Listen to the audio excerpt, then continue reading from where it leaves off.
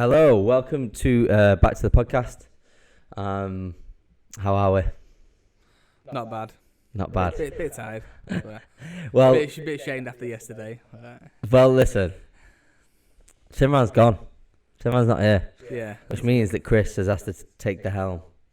Yeah, he's off gallivanting in India. Yeah, he is. He's in India meeting his family. I think he's met maybe 19, 20 cousins. He had his first Sikh wedding. I can't wait to get the lowdown when he gets back. It's gonna be many a tale spun from that. Can't wait. I know, I can't wait. How are you? I'm okay. Are you okay? I'm okay. Chris is okay. How are Still you, Dan? recovering from a bit of a cold. How are you, Dan? In the car. Dan's good. Yeah. You can't wait to get away. It's Christmas, lads. Nearly. It is. December started. December's upon us, and I'm I think really only excited. only one of us is happy about it. I'm really excited. I get so excited for Christmas. The mince pies have started. I had my first on Sunday, and I'll slowly it'll increase the amount I have per day to 4, maybe 5 a day. We'll see what happens. Yeah, we'll see what happens. But what's going on this week? So, from a development standpoint, we are applying for lot check. We are currently basically going through the rounds with Nintendo of making sure that the title, the Ottoman Empire, the game that we're working on, is ready for release on their eShop. We're all set for each of the regions. We've just got a few technical, some optimization to be done on the Nintendo Switch port to make sure that it passes all of their guideline checks. How are you finding it this week, Chris? It's all right. Been a bit stressed. Yeah, a little bit stressful. It's Got a few extra grey hairs.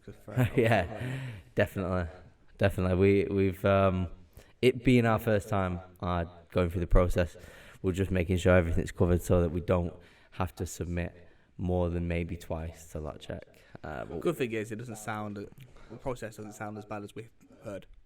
So. Yeah, we heard mixed things from different developers.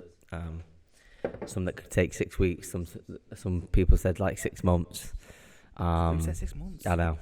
And then we spoke to Nintendo at an event last week, and they've put a fairly reasonable time frame on it. So we'll see how we go with it. We'll keep everyone updated. News of the week. We've got 3 top stories that will kind of interest us today. That I want to get your perspective on, Chris. I'll get your perspective. See what you think of today's story. So, where do I start? Nintendo officially announced plans to release in China. Eddie McCook. I need to get better at this name stuff. From GameSpot. Spell it. What is it? MAKUCH. MAKUCH. No, don't look at any of you. I don't think. Oh yeah. We're just as clueless as you on that one. Sorry, Eddie. I had and I apologise, Eddie. I really can't get your or many other people's name. Let me have a look if I can get the pronunciation. So the American pronunciation is pronouncenames.com. That was a bit loud. That doesn't sound like his name. Makuch. Eddie Makuch. Eddie Makuch. Are you off, Dan? Right. See you later, mate. Friday. Yep. See you on Friday. Look after yourself. Have a good one, mate. We'll see how it goes. Eddie Makuch from GameSpot reports that Nintendo has officially announced plans to release the Switch in one of the world's most populous and game-rich countries, China. The hybrid console is launching on December 10th in China through a partnership with Chinese internet giant Tencent. Who else would it be? Yeah, of course. As people may know, there's been quite a few investments made from Tencent into the UK games market in recent years, so it's obvious it's kind of come onto our radar as we've kind of got a footing in the industry. So the console is officially called the Tencent Nintendo Switch in China. Really? Yeah, apparently. Name on it? According to analyst Daniel Ahmad. I really need to be better at this naming thing. Who attended the news briefing. The console will carry a cost of 2,099 RMB, which is approximately about $300 when it launches, and it comes bundled with trial / demo versions of new Super Mario Bros. U Deluxe and 1 year warranty. So it comes with a trial version of Super Mario Brothers U, That's a bit like Wii U version. well. No, it was like a Mario Kart 8. It's a port of the Wii. Oh, it's a port from the Wii U. Okay. Have you played that yourself? I'm not. I think I've played demos. I think I played like stage demos of it when we've been at events and stuff. But apart from that, it's not one. Yeah, they've done that a lot with all the Wii U games actually. Yeah. Yeah, the Donkey Kong was another one. Just ported the whole thing over and just added a few. Add a few extras for us Switch users. With a 1 year warranty, individual games are priced at what the equivalent is of $42. Yeah, better than us. Better than us, I know. Way better than us. Why? Oh, yeah. No, that is way better. Because what are we currently priced at? So the UK price of a Nintendo game is.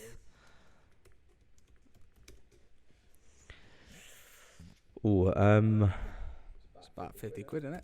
I think so, yeah. And what's $44 translate as? Let me have a look. It's for 44 euros. Something that, yeah. £33. I might go to China. We're getting done dirty. I know, I think we're getting done dirty by Nintendo, but nevertheless, it's a great console. I'm quite looking forward to seeing how the Chinese market take to it. Because having a look at some of the statistics of where the Nintendo Switch has sold most, it's done quite significantly well in the US market and the European market, not so much in the Asian market, which involves Korea and Hong Kong. So, Nintendo and Tencent are working with Chinese indie developers to launch their games on the platform. Check out the image below. Can't check out the image below to see a rundown of partners. Ubisoft has separately confirmed its initial lineup of Switch games for China, with Rabbids Party, Just Dance, Mario and Rabbids, Kingdom Battle, and Rayman Legends Definitive Edition all on the way. No Starlink. No Starlink. That seems like a shame, a big shame. I actually thought they would have done that. What's your perspective of Starlink? Is it dead in the water? Is it? I think it's pretty much dead, but I thought they would have brought it over because the Nintendo franchise they had, didn't it? Of course. They had Star Fox. So not just the cameo. There was a big push for that. I think it was just the new Star Fox game, wasn't it? Really? That's probably what it started out as. I know. I think they just wanted to develop maybe a new multi-platform with that. Yeah, of course. Oh yeah, was it? It was multi-platform, Was it? yeah. No way. Oh yeah, because it was you. The Star Fox content was exclusive. Yeah. China is a massive country. It has a population of more than 1.3 billion, and its audience for gamer is bigger than the entire United States population. China's 13-year ban on game consoles ended in 2013, after which Sony and Microsoft brought their current generation consoles to the country. While China is now allowing game consoles to be sold, the country still has stringent rules pertaining to game content. Every title released in the country must be approved by the Ministry of Culture. The country does not allow any content that promotes or incites obscenity, drug use, violence, or gambling. Games also can't harm public ethics or Chinese culture and traditions, or any politically driven messages. So basically, don't say anything bad about us. Yeah, don't say anything bad about us. Or can't say anything nice. Don't say anything at all. Of course. So, obviously, there's been quite a bit of controversy at the moment with everything that's going on in Hong Kong. Do you think this affects? Do you think any movement? Do you think Nintendo has to be careful of the movements moving forward into the Chinese market? And will that impact maybe the Western's perspective on them as a publisher? I don't think so, really, No? because it's not affected Sony, not affected Microsoft. Okay. It's like Because there was the big controversy with the Blizzard, yeah, and they've had to kind of. it's kind of affected them, but it won't in the long term. It'll just flicker out. You know what I mean, it'll be like a flash in the pan. People will forget because they've already have. Yeah. They announced was Overwatch 2 and Diablo 4, shiny, and people have forgotten already. Yeah. And do you think that's had an impact on Overwatch 2? Because Overwatch 2 was announced with a lot of criticism originally, wasn't it? So we'll see. I will see. I think it shouldn't have an impact on them. They may just we don't know. You know, we don't really know what goes on in China. It won't have a tangible impact, I don't think. Okay. I mean, because people still won the games. That's all it comes down to. Of course. I'm looking forward to seeing how it sells over there after such a long console ban, and with it being such a huge market. I find it quite surprising they never even bothered with the Wii U. Although looking back, I suppose it makes sense. Yeah, well, I wouldn't bother with the Wii U. In other news, Star Wars Battlefront 2 Celebration Edition and the Rise of Skywalker content has arrived. Celebration Edition. Let me go into the muck. Go on then. I'm only bringing this story up because obviously it's a Star Wars Christmas. I hope it celebrates one film in particular. Which one? You know what? We're not allowed to mention that. No one mentioned that on this podcast. Revealed by EA, Star Wars Battlefront 2 Celebration Edition will be released digitally on PlayStation 4, Xbox One, and PC for $39.99 US on December 5th, 2019. What do we think about the price associated with how much content you're getting with that? Because as we know, they've spent the past 2 years. Past year, when did it come out? 2018, 17? I think it was 2017, wasn't it? So since then, they've been incredibly community driven. They've brought out a lot of the content that the community wanted, which includes a lot of the Clone Wars stuff. There was obviously bumps in the road when they first, released, which is completely understandable. They were trying to profit off of the player base by basically putting all the content behind a big paywall or 40 hours of grinding. Just a very ill-conceived strategy. Of course. I think. Of course. I doubt the devs were happy with it either. Of course, yeah.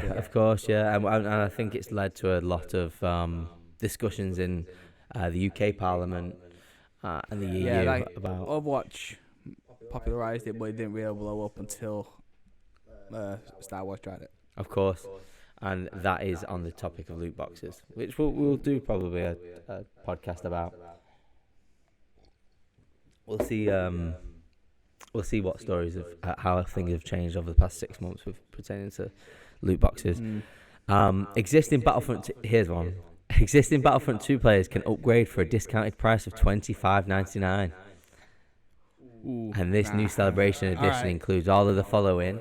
So the base game includes all of the past and upcoming free game updates as they release, more than 25 hero appearances, including 6 legendary appearances. Oh, let me check the GoPro. Is that a good thing? I don't know. They died?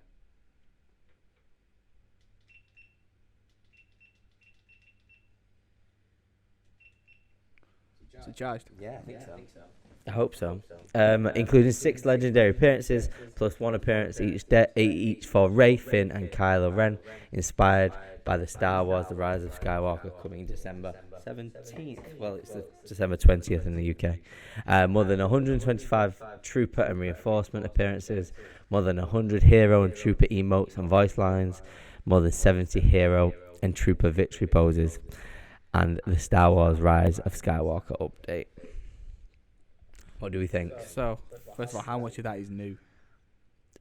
I'm guessing it's all of the Rise of Skywalker update, which must be locations, characters, and all of the past and upcoming free game updates, which includes these updates. So I know they did. Let me have a look.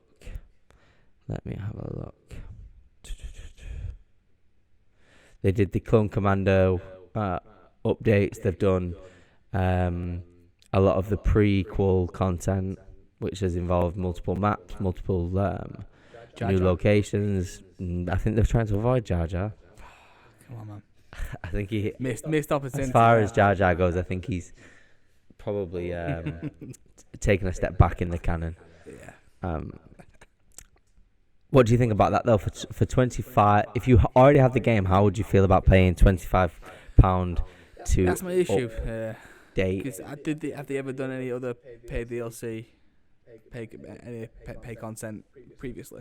Or is this the first time they've done it? Has every other update been free? I think so. I think it has, based on the controversy. I think a lot of them have been community updates. I'm not too sure though. I'm not too sure.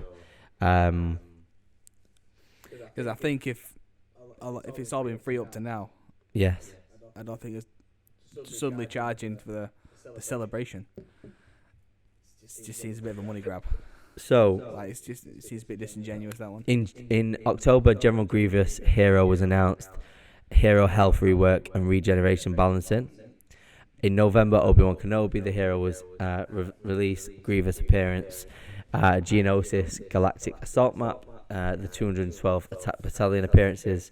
And new vehicles were added to a few of the maps. And then we have Count Dooku hero appearance, General Kenobi appearance, and Coruscant Guard appearances. They are kind of the roadmap that this was at the start of this year. But obviously, for £25, you can get all of the previous content. If we're slapping a £25 dollar bill on it, I assume all the previous content, even if some of it was paid for, is included, plus the new update. Is that the only way you can get the Rise of Skywalker content? No, because you're upgrading to the Celebration Edition. Yeah, but to upgrade, that's 25. That's an Oh, extra maybe. 25 quid. You know what I mean? Maybe you might have a. You If might you be able can't to buy it save separately, then I'd feel a bit cheated. So on December 17th, the Rise of Skywalker update will go live and brings with it the addition of the Infiltrator class Sith Trooper of the First Order, a new aerial reinforcement called First Order Jet Trooper, and a new gunner and spy unit for the Resistance, that all the new alien species from the Rise of Skywalker. And like I said before, all of the new appearances will be included from the new characters from the Rise of Skywalker. I think it... As far as $40 goes for the Celebration Edition that includes all of the content, I think that is definitely worth it. Oh yeah, definitely agree. I'll agree on that.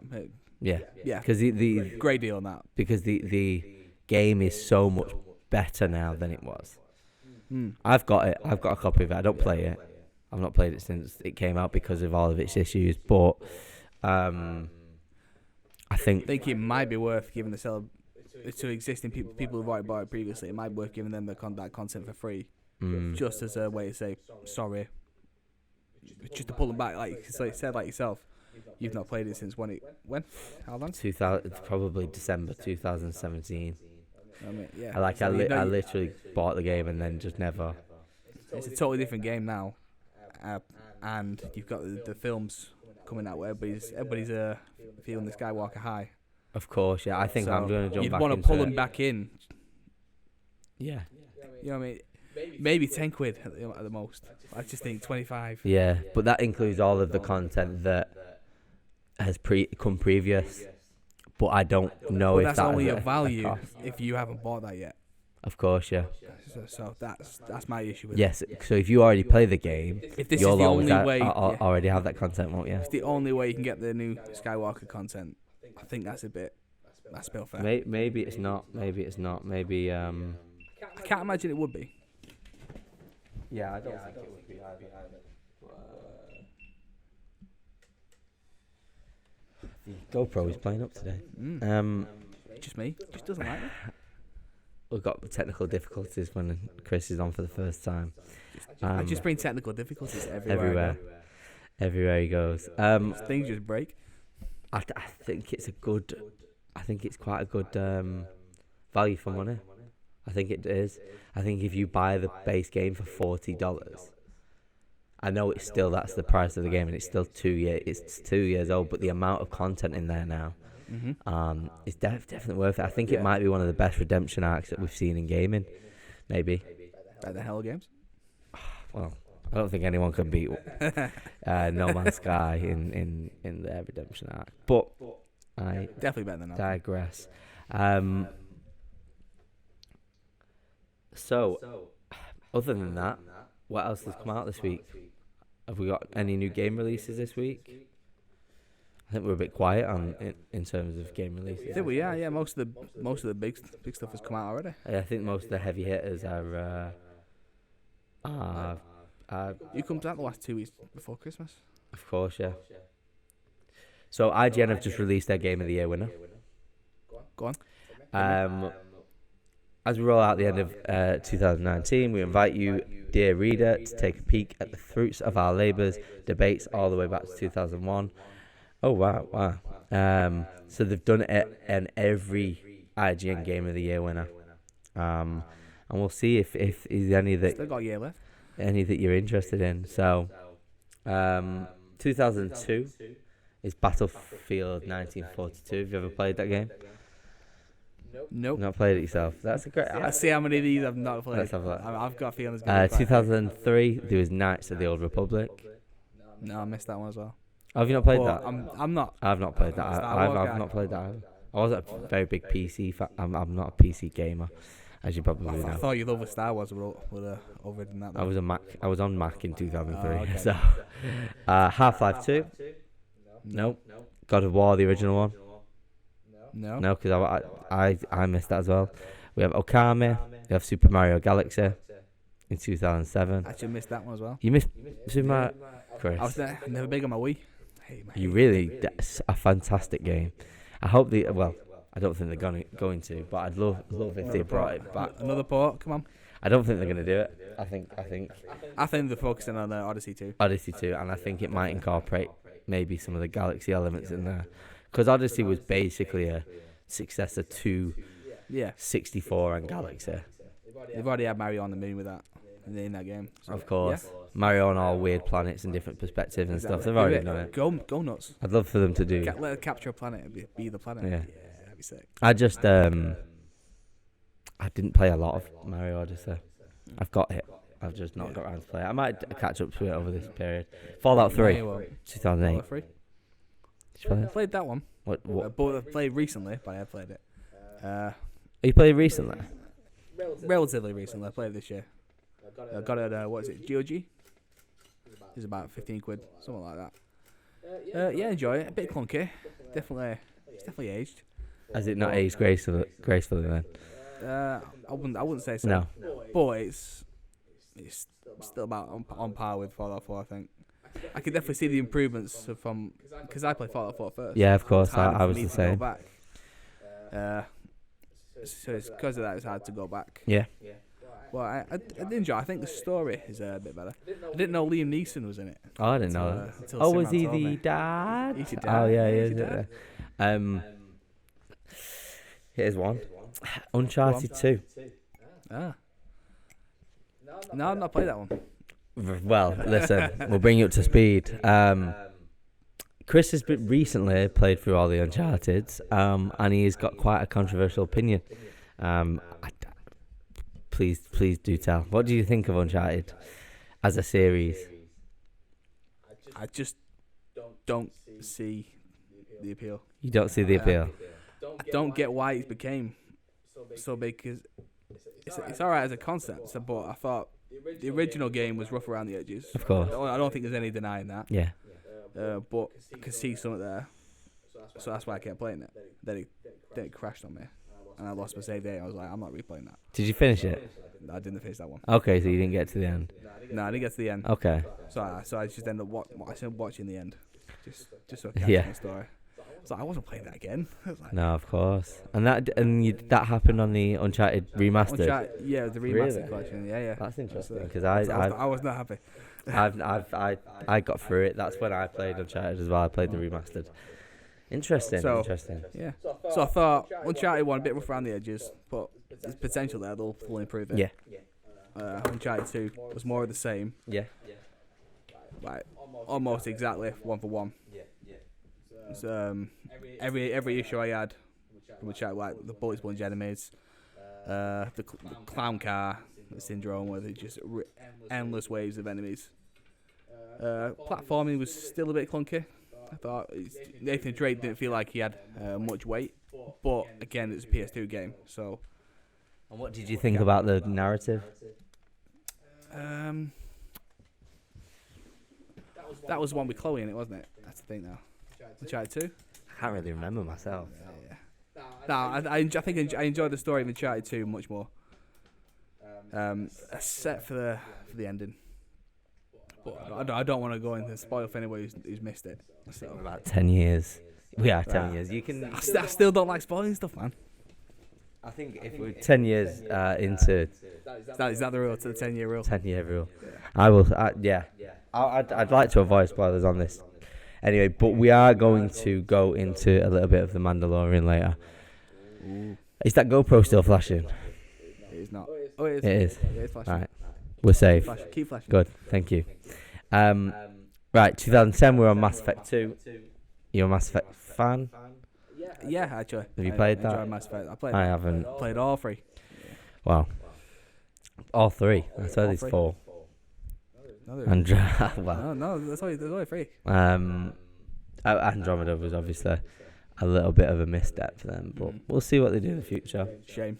Well, I think they'll make another one. There's too much money in that IP. of course. 2011 we had Portal 2. Played that. Yeah. Enjoyed I enjoyed that. I that. can see why that got Game of the Year. Of course, yeah. Would you like to see another one? Cause did we get Portal 3? I think they did. I mean, they've only just got around to Half-Life, so.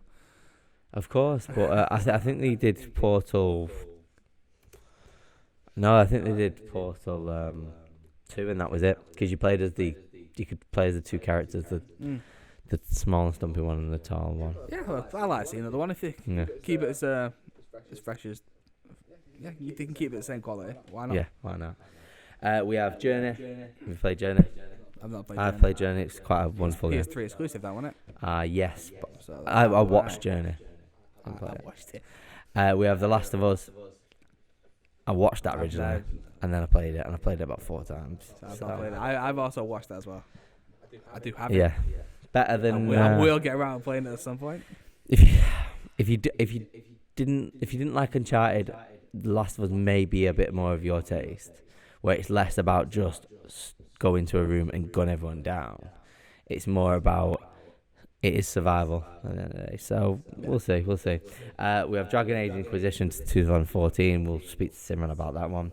The Witcher 3 Wild Hunt for 2015. I can't believe that came out in 2015. Yeah, that is That's crazy. crazy. We have 2016 with Overwatch, another game that I haven't played myself. I've dabbled in it. It's definitely not for me. But Yeah, it doesn't seem like it's for me. It seems very heavy.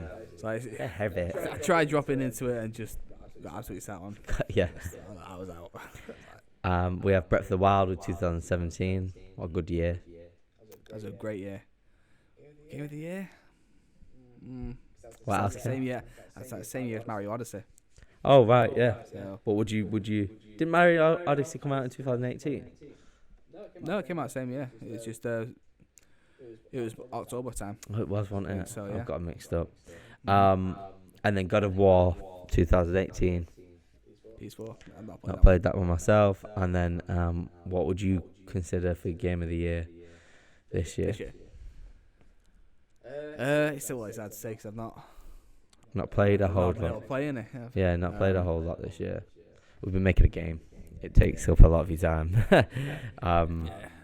You either make them or you play Yeah, them. there's no in between. I personally think for me, Force Awakens is not Force Awakens. I've been on a bit of a binge at the moment. So I've got Star Wars on the brain. Fallen Order is one for me. I can see kind of the edges and how rough they are. how hard the game is. But we'll see. You did do that to yourself. We'll probably do a podcast that goes into detail of what we think about Game of the Year. I'll be getting that soon, I think. As soon as I can. Yeah. I think I'm gonna buy a copy once Simran's back. See what happens. But I misplaced Simran's copy. Yeah. So The Mandalorian. For those who don't know, Disney Plus launched on, it must have been early November now, mustn't it be? Let me have a look. So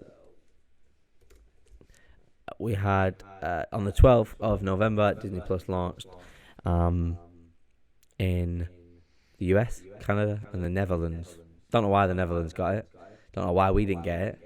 Yeah, the Netherlands over us. Exactly. I'm feeling cheated now. And it had over 10 million sign-ups since its release. Just for the Mandalorian. That's why they haven't released the whole thing at once. Yeah, no. Because everybody would have blown their 3 month. Of course, and this leads us now through until early next year when they can have something else lined up, which is exciting. So The Mandalorian released. We've both watched it through different means. And what do you think? Well, coming from someone who's not a Star Wars, I would say not a fan. Yeah. I'm more of a casual fan. I can take it or leave it. I absolutely love it. Yeah, man. That's good. I'm glad. The cinematography, the way, just the visuals alone pull me in. Of course. I like the story. It's a bit slow to start with, but it's got me interested now with the arrival of the child. The child, I know. Listen, we'll do a spoiler warning. Should we do a spoiler warning? I'd rather go into the episode actually a little bit more. So from this point, spoiler warning. If you've not watched The Mandalorian, please go and find how. Like, if you're in the UK, find it, please, because that's the downside is that we don't get it until March, unless you have the means to. Mm-hmm. Which means that the internet just ruins everything. Yeah. Has Disney Plus even released it yet? In the US. Oh no, over here. The service launches in March. That's why we get it in March. Okay, I thought so. Yeah. But we will maybe have in March. We might have it all at once. So would you rather binge it? It will all be ruined for you by then. Of course, it'll all be pirated and such. Mm-hmm.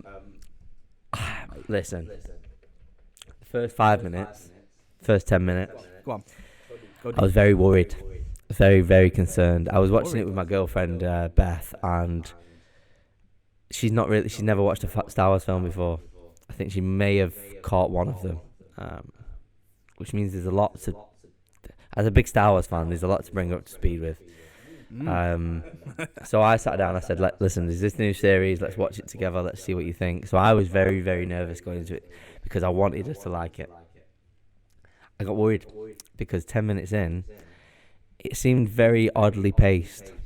Very oddly paced. Some of the scenes in the beginning were amazing when he goes into the bar, he makes the arrest. There's a little twist there where he's actually there to get the guy he ends up protecting from the thugs or whatever.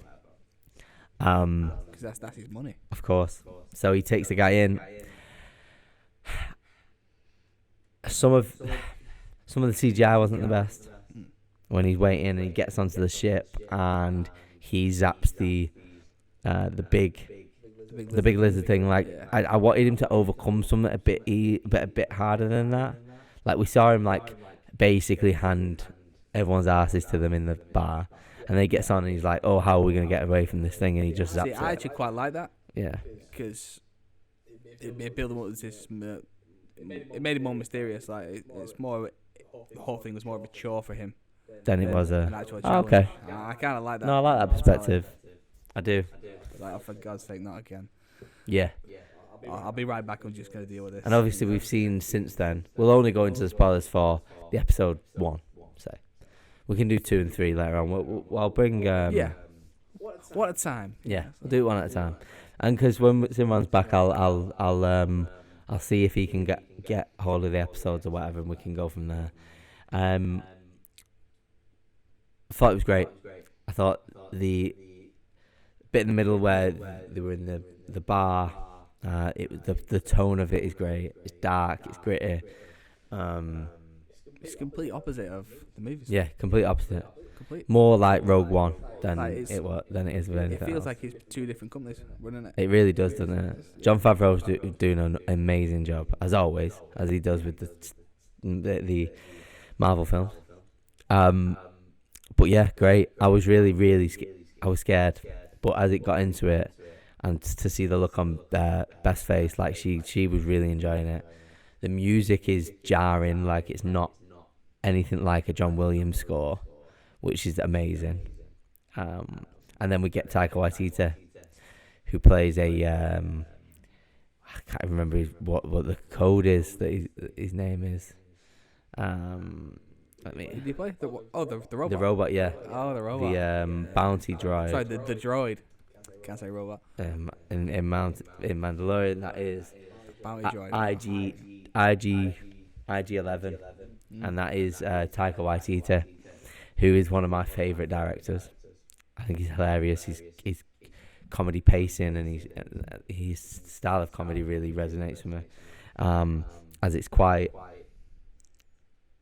simple, but it's there's a lot more to it than just one line. Simple, but it's not mindless. Yeah, there's meaning behind all of the jokes and references he uses. He was incredible. It was good to see actually a droid, that's a bounty droid, do its thing, because we've never seen that before. No, yeah, honey. I like how robust they portrayed it. Like, if you look at the battle droids, you feel like you push them over, they'll blow over in the wind. Yeah, of course. Like, well, this thing was a beast. Yeah. It didn't look very powerful when it started, when it was just walking up to it. But when everything, instead of we saw everything move. Yeah, when everything rotates and everything's so precise, and then I just love the comic timing of when the chest opens and he wants to self detonate every 30 seconds. Like, that is Taika Waititi all over, that kind of humour. I just love, and I love that was one of the scenes that we saw, really the Mandalorian not as this badass, because we can't. So he's still human. Yeah, we can't have a full series of him being a complete badass. No. We need character development. Yeah. So The only thing I didn't like was the flashbacks. Yeah. Because I know they're gonna take his helmet off. I didn't want to see his face. Ever. I already kind of seen it. Yeah. Bring the mic a that- bit closer to your mouth. There we go. And now that I know who the actor playing him is, I see his face. Of course, yeah. So, okay. I think they could go down Just one kinda or ruins two the roads mystery where for it me. could be takes it off and he's deformed, or he's got scars and stuff like that. But That'd be too cliche. I think it's too. But listen, Well, yeah, he who shall not be named you shouldn't. Yeah. did many things that were cliche, Many unspeakable things. many very stupid things in The Last Jedi. But like you said, it looks like it's being made by two completely different companies, so I have quite a lot of faith in And what can be it's been for achieved. Season 2. And a speaker for season 2. Well, that's all I want, really. Was inevitable. Of really. course, yeah. I'm actually quite surprised it's only just been confirmed for Season 2. Yeah. But they've already put that in the bag. Yeah. Well, they wanted to hear the reception from it, really, didn't they? I think you needed to. People were worried. Were they? Because everyone was excited, but no one knows what to expect Suppose the current anymore. state of Star Wars is after The Last Jedi. Yeah. And I Solo. can see why people were worried. Don't forget about Solo. I was like watching paint dry. That's why I didn't watch it. Have you not seen it? Nope. Oh, I'd love to watch it with you, Chris. We didn't. I would love to watch it with you. It'd be so funny to watch your reaction. Would it? Yeah. Oh my god, yeah. Honestly, Let's do it. let's watch it. So Let's do it. So the first episode of The Mandalorian introduced us to the time after the events of Star Wars Return of the Jedi. In this time period, we meet a bounty hunter simply referred to as the Mandalorian, or Mando. who is journeying through the galaxy on an important mission. On his journey, the Mandalorian comes across a bevy of interesting new characters, including what fans are calling a Baby Yoda. Baby Yoda. Baby Yoda. My favourite character. I know. Oh my goodness. I'm so excited. So excited to find out more. Like, Baby Yoda has beat every Porg, Ewok, Jawa, blown them away. What did you think of the reveal? Well, I would have liked it a lot more if I hadn't known about Baby Yoda before. Because the internet has ruined everything. The internet ruins everything, man. Of course. And I don't mean... I wasn't even looking for spoilers. People just putting it in thumbnails, everything like that. Yeah. IGN. Thanks, IGN. Putting it in IGN video. have also ruined the second sister for me. Oh, yeah. Oh, what? Who it is? Yeah, I know. I've seen the face. Under the mask? Yeah. Really? Yeah, Please don't tell me. I'm not going to say... Like, I've literally purposely gone onto YouTube and unchecked all of... basically said, like, don't show me this on. Yeah. That is a big issue, especially around games. Like, I feel like they're manipulating hype, but because they know that if you know that in 2 days, 3 days, you'll see spoilers on YouTube, you'll go and buy the game quicker. That's a good way of looking at it. I never thought of it that way. Because I was going to wait till Christmas, but I couldn't avoid any mention of it on the internet, so I've had to go and borrow a copy until I can get my own. Never thought of that. We've all been manipulated at least once or twice. I was the same with Endgame. I was like, I need to watch it as soon as. Maybe it is being used as a I'm sure YouTube recommended. Like, if they can utilize, if companies can pay YouTube to get onto the recommended page, I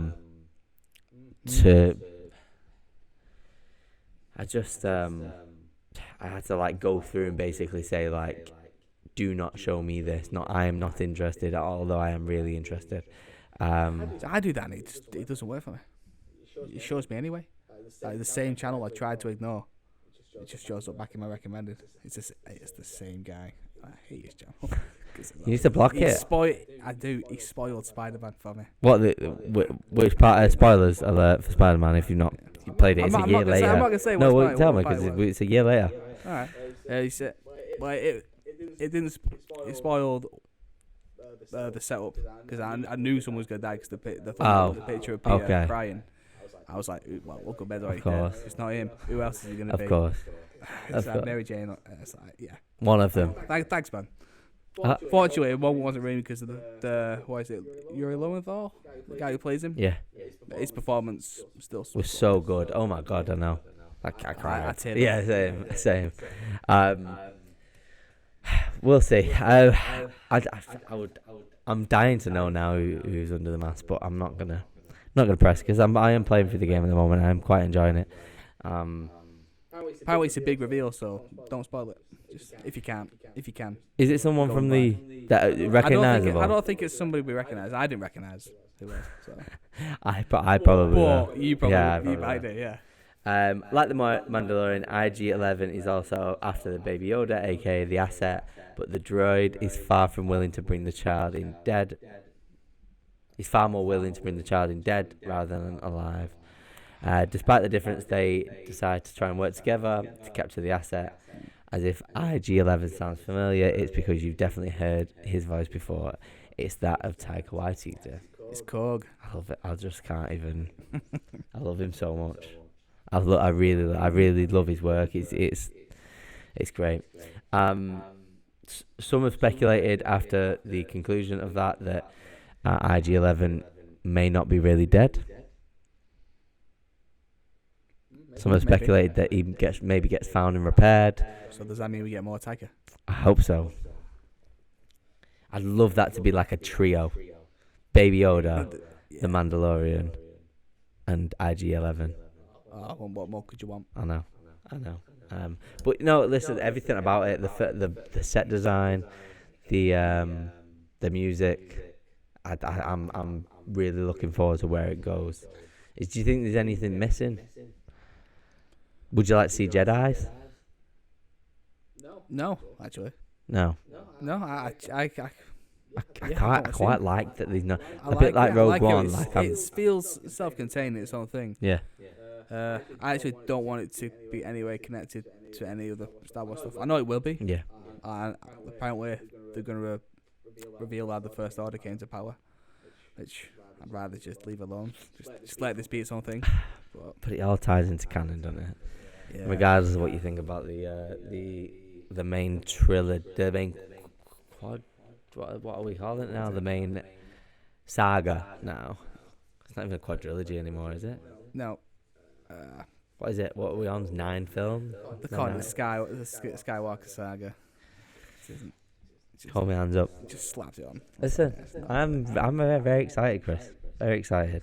I know you're not, or no one, because I know I am skeptical. But I have blind allegiance. That's all it is. I've been burnt one too many times. Well, no, I've not been burnt too many times yet. Once you are though, I still have hope. I still have hope. You still have hope. Help us, Obi-Wan. You're my only hope. Why you gotta go there? Chris, thank you for being on the podcast today. Standing in for Simran. I know you're usually over there putting your 2 pence Working. Yes. This is working, I think. But thank you. I hope you didn't mind being on camera today. Was it okay for you? Yeah, it's fine. Yeah. I'm not sure it was okay for the camera though. Well, we'll have the audience decide that. Thank you for listening. We should be back next week with Simran Whittam back in the chair, and maybe a little bit of a special one. In a few weeks we have a Christmas party.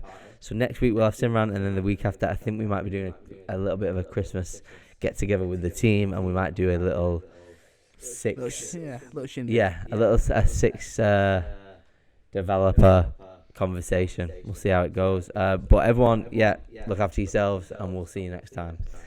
Sweet.